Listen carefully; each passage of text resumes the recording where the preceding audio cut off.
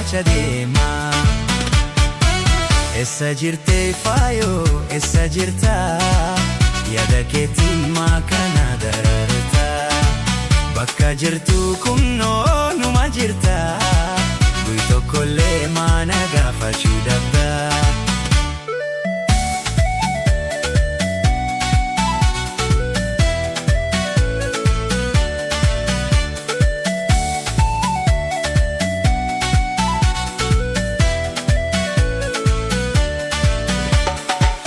Madoite onnento midamte kahama yadana bojite sinan mogafama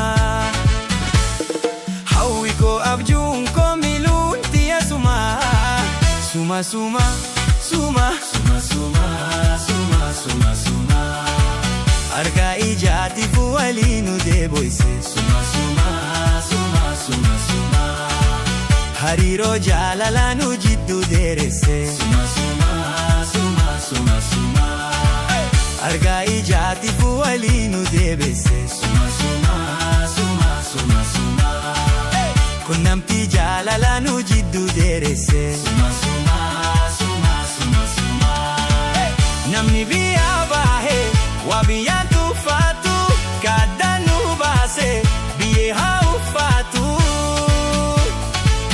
namni biya bahe biya gagafata bakuma jirtu rai ergi salamata.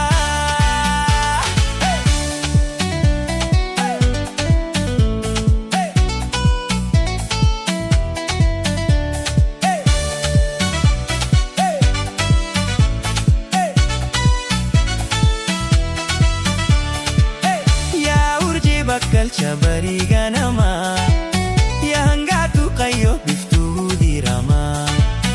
Ya urji bakal cabari ganama ya hangatu qayo biftu dirama. Waritu galgalu baritu ganama fulake argufan barbaacha deema. Eessa jirtee faayoo eessa jirta? Yaada keetu naa qabeessa jirta.